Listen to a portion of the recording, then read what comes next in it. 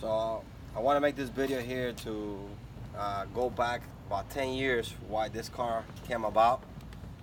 Since the beginning, in 2007, I believe, when I made the car, I called it the LS2000. Reason being was an S2000. I put an LS. I believe I was the first guy to do an LS swap on an S2000. I'm talking about back 2007. For some of you guys, this was before the iPhones, so you have an idea how far back this car goes. The reason why a lot of people, oh, why the LS? Why the LS? I wanted to, when I bought this car, I wanted to build a car that could go 9 seconds, drive it, and all kinds of stuff. At the current time, to use the F20 setup cost outrageous amount of money. I believe there was only one guy running, or two guys running 4 cylinders that were running 9 seconds. There was another 2JC by AD Turbo in Miami that was running 9s, 8s at the time as well. With the 2JC, again, it was a lot more money than the LS that I was used to. I had a 2002 Corvette that I beat the crap out of it for many years, never had any issues. So this car was originally, I bought this car from my friend with a 4-cylinder turbocharged that I actually built for him. He got over the car. I was in love with the car, and I bought the car off of him. I just wanted to keep it.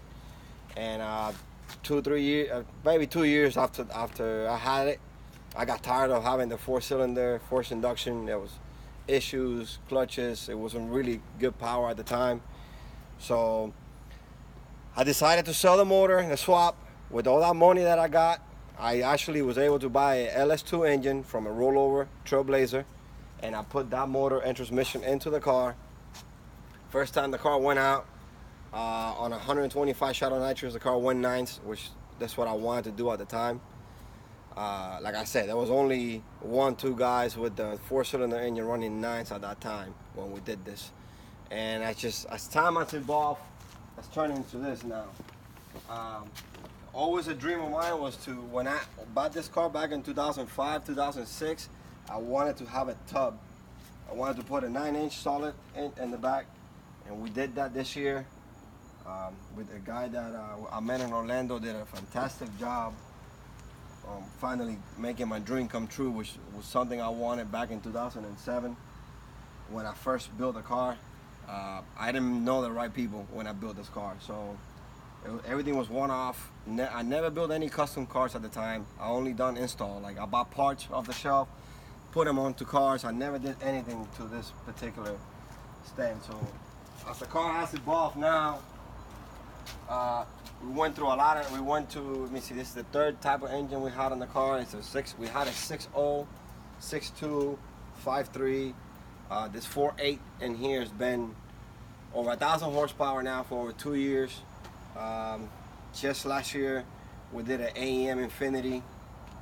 We put an 88mm turbo that we've been struggling with this 4.8. I think we finally figured it out with the right torque converter. We put in the power down. We just need to turn it up and show it at the track. The goal for this year is to finally put this car into the 7s. Like I said, if I'm not mistaken, this was the first ever LS S2000 ever.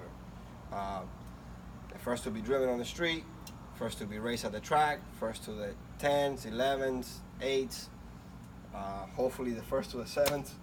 There's a lot of nice builds out there. I mean, I'm glad to be part of this now. A lot of people are building a lot of nice stuff. I can't wait to see what you guys run. But this is the birth of the LS2000. Like I said, this goes back before iPhone, so you have an idea. That's how long we've been trying to make this car go faster and faster each year. So stay tuned. Hopefully we get that 7-second runs in the heat in Florida, and stay tuned and see what the car does.